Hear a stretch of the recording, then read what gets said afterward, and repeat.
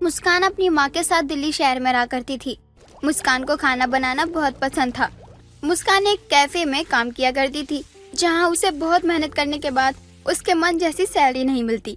ऐसे ही एक दिन मुस्कान अपने मालिक से कहती है, सर मेरी सैलरी बढ़ा दीजिए, मेरा इतना कम सैलरी में घर नहीं चल पाता, मुझे मेरी माँ की दवाई भी लेनी रहती है, आप थोड़ा देख लेते तो अच्छा होता, मुझे भी प्रॉब्लम्स रहती है।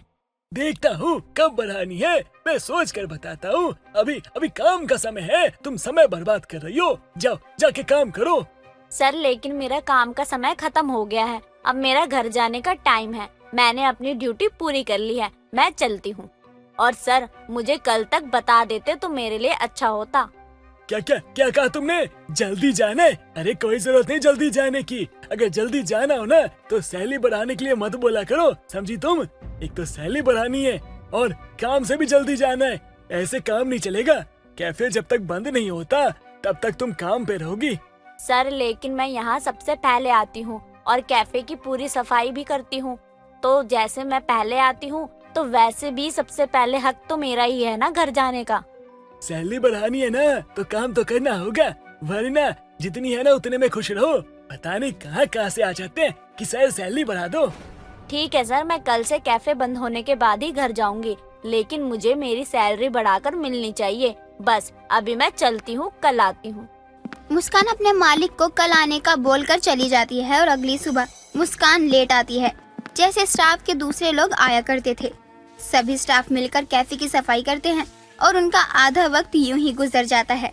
जब सारे लोग आराम से बैठे होते हैं तभी वहाँ कैफे का ओनर नथु आकर बोलता है, अरे क्या हुआ, तुम सब यहाँ ऐसे क्यों बैठे हो? अरे काम कौन करेगा मेरा अब्बा जान? अरे इतनी सुस्ती क्यों है तुम लोगों को? अरे काम करो। सर जस्ट अभी हम काम करके बैठे हैं, हमारे आने के बाद ही सफाई हुई है, इसलिए थक गए हैं। थोड़ी देर रुक जाइए सर, थोड़ा आराम तो करने दीजिए। क्यों, वो मुस्कान कहाँ गई? वो तो रोज काम पे जल्दी आती है ना और कैफे की सफाई करती है। आज क्या हुआ उसे? वो है ही नहीं, काम चोर कहीं की। सर मैं यहाँ हूँ और आपको किसी को काम चोर बोलने से पहले 10 बार सोचना चाहिए, क्योंकि मैं भी इन लोगों के साथ ही काम कर रही थी। तुम लेट क्यों आई? अरे तुम्हारे लेट आने के कारण कैफे अभी तक सही से खुला नहीं है। सर ये कैसे हो सकता है? अगर मैं जल्दी आ गई तब भी आप मुझे कैफे क्लोज होने के बाद ही घर जाने की परमिशन देंगे, तो मैं क्यों जल्दी आऊं? अगर कोई है स्टाफ तो उसे बोल कर देखिए।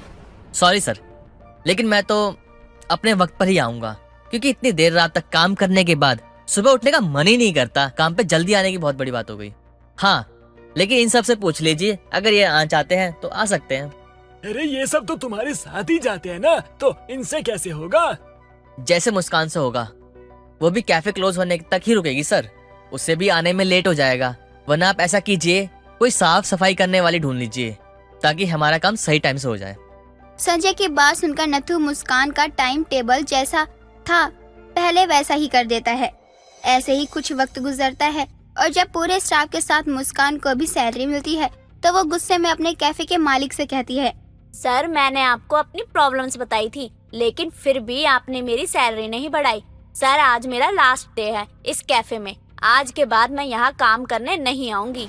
ठीक है, जा सकती हो तुम, वैसे भी मुझे तुम्हारा काम पसंद नहीं आता। ओके सर, आपका बहुत बहुत धन्यवाद, जितने दिन भी आपने मुझे काम दिया था। पागल हो गई है क्या? धन्यवाद क्यों बोल रही है? जब इन्होंने एक बार भी नहीं सोचा तेरे बारे में, तो उन्हें धन्यवाद क्यों कर रही है? लोगों को पहचानना सिखा दिया, इसलिए मैं सर को धन्यवाद कह रही हूँ। ठीक है संजय, अच्छे से मन लगाकर काम करना। चलो मैं चलती हूँ। 1 मिनट मुस्कान, मैं भी तेरे साथ चलूंगा। मुझे भी यहाँ काम नहीं करना जहाँ वर्कर के साथ ऐसा होता है। मुस्कान और संजय दोनों कैफे से निकल जाते हैं और आगे पार्क में जाकर बैठते हैं और तभी संजय बोलता है, मुस्कान सुनना, मेरे दिमाग में एक आइडिया आया है। अगर तू साथ दे तो हम अपना अच्छा खासा बिजनेस खोल सकते हैं। संजय तेरी तबीयत तो ठीक है ना? तू क्या बोल रहा है कि बिजनेस करेगा? अरे ऐसी कैसी बात कर रहा है? देखो तो बोल तो ऐसे रहा है जैसे बाप दादाओं ने करोड़ों की संपत्ति छोड़ रखी है। यही बात मुझे तेरी सबसे बुरी लगती है। पहले सुन तो ले, हंस लियो, मजाक उड़ाना है, जो करना है कर लियो, लेकिन मेरी पूरी बात तो सुन। ठीक है बता, तेरा कौन सा अंबानी बनने का प्लान है जिससे हम करोड़पति बने ना बने, लेकिन रोडपति तो जरूर बन जाएंगे। सुन, तुझे और मुझे पिज्जा, बर्गर और बहुत कुछ बनाना आता है, तो सोच रहा हूँ हम कुछ पैसे इन्वेस्ट करके अपना पिज्जा का दुकान खोल लें। अगर तू चाहे तो करते हैं। अच्छा, तो पिज्जा का दुकान खोलना है, उसके लिए ओवन चाहिए, माइक्रो भी चाहिए, वो सब कहाँ से लाएंगे? ठीक है, फिर रहने देते हैं और मैं अपने लिए दूसरी नौकरी का इंतजाम करता हूँ। संजय का प्लान तो अच्छा था, लेकिन चीजों की कमी होने के कारण मुस्कान संजय का प्लान में साथ नहीं देती और इस चीज के बारे में बहुत सोचती है और वो अपना खुद का दुकान खोलने का सोचती है। ऐसे ही कुछ दिन और गुजर जाते हैं और मुस्कान अपना पिज्जा की दुकान खोलती है, जहाँ मुस्कान की पड़ोसन विमला आती है और बोलती है, क्या बात है मुस्कान बेटी, तुमने अपने खुद की दुकान भी खोल ली। वैसे क्या क्या बना लेती हो, मुझे भी कुछ खिला दो अपनी दुकान का। विमला आंटी, मैं यहाँ बस पिज्जा बनाती हूँ और चूल्हे में बनाती हूँ। घर का बना बनाया ऑर्गेनो, बेजली और चिली फ्लिक्स डालकर इंस्टेंट सॉस बनाती हूँ। वाह मुस्कान, तूने तो अनोखा पिज्जा बनाने की दुकान खोल ली।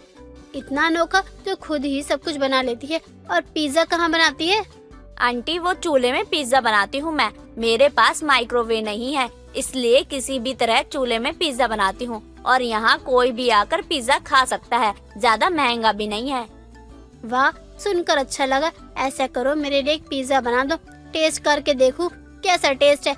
अगर मुझे अच्छा लगा तो मैं अपने सभी रिश्तेदारों को बताऊंगी। दोनों बात कर ही रहे होते हैं, तभी मुस्कान की दुकान पर दीपक नाम का लड़का आता है और उससे पिज्जा मांगता है। और जब मुस्कान उसे और विमला को पिज्जा देती है तो दीपक उस पिज्जा को खाकर बोलता है, वाह, पिज्जा सच में बहुत अच्छा बना है, लाजवाब है। आपका बनाया हुआ पिज्जा ना बिल्कुल अनोखा है। हाँ मुस्कान, तुम्हारे हाथ में जादू है। अनोखा पिज्जा बनाया तुमने। मैं अपने रिश्तेदारों को तुम्हारी दुकान का ठिकाना भी जरूर बताऊंगी। धन्यवाद आप दोनों का, जो आप दोनों ने मेरे बनाए हुए पिज्जे को इतना पसंद किया। कैसे बताऊं मैं कि मैं कितनी खुश हूँ ये सोचकर कि हम चूल्हे में भी पिज्जा बना सकते हैं। आपने ना पिज्जा ना बहुत स्वादिष्ट बनाया है और आपने जो पिज्जा में ना कुछ कुछ चीजें डाली है ना, वो तो बहुत अच्छी लगी मुझे। आज सही कहा, ये घी का स्वाद से लगता है कि बहुत टेस्टी और हेल्दी है। मजा आ गया। लेकिन मुस्कान, अगर तुम पिज्जा में घी डालोगी तो कैसे बिजनेस में मुनाफा होगा तुम्हें? मनोरमा चाची, ये सब सोचकर ही मैंने ये सब किया है। बाकी देखते हैं कैसा चलता है ये पिज्जा का दुकान। सब सही होगा बेटा, बस ऊपर वाले पर भरोसा रखो। विमला और दीपक को मुस्कान का बनाया हुआ अनोखा पिज्जा बहुत पसंद आता है। ऐसे ही कुछ दिन बीत जाते हैं और एक दिन मुस्कान की दुकान पर दीपक संजय को लेकर आता है, जो दीपक का दोस्त होता है।